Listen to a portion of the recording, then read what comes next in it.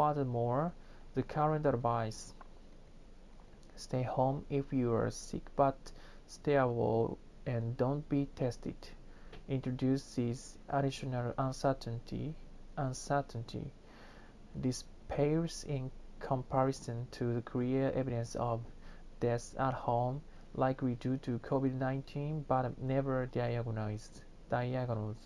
So yes, New York City probably is testing at a brisker pace than elsewhere, and yes, they may contribute to the high case numbers, but we will never have an accurate picture. The high number of cases and deaths likely do derive in some modest amount to each explanation above, plus the fact that the epidemic has been in New York City a week or two longer than many other places. A more mature epidemic is always a larger epidemic. More concerning is the elevated mortality rate in New York City, as has been well documented. Some of this is due to the tragic overwhelming of the city's hospitals. We will never know just how many people died due to the country's inept, inept, inept preparation for the pandemic, but the impact surely was and still is substantial.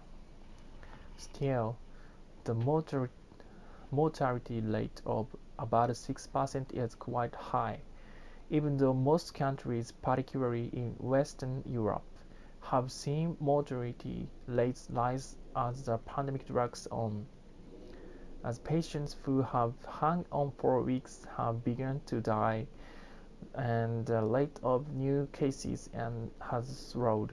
This tilts the proportion of fatal cases. New York City also has a very mild outbreak. Substantially more men have been diagnosed, hospitalized, and have died, in keeping in data seen in other countries. Sadly, the likeliest explanation for the high death rate, though, is chronically inadequate healthcare given to minorities and the poor throughout New York City, as in the rest of the country.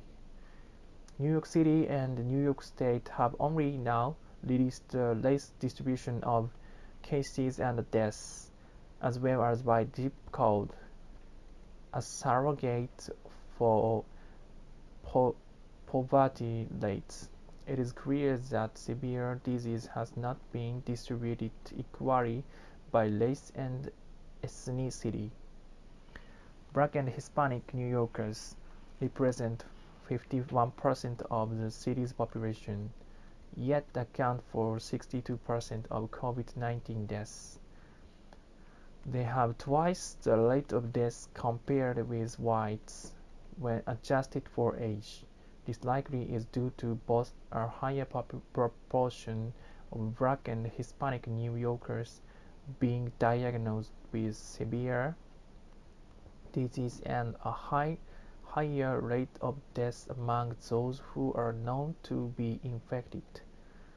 This disparity likely is the result of several factors.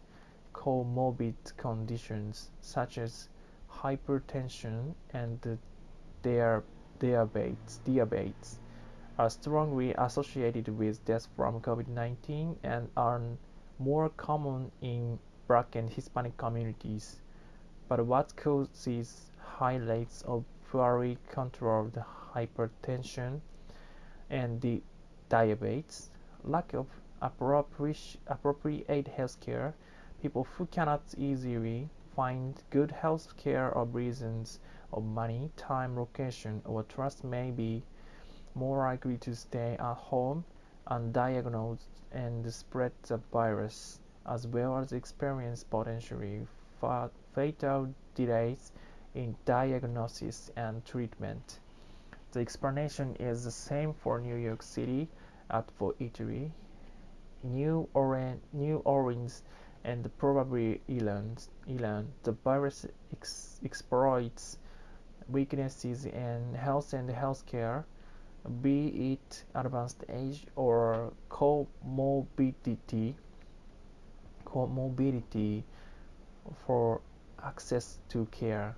Hopefully, the COVID-19 pandemic will focus, no, a COVID-19 pandemic will force us to reckon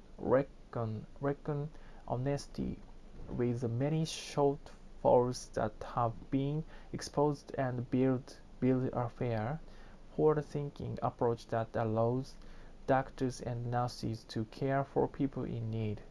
Failure to do this will only further darken the memory of those who have died and the hurt to those who remain.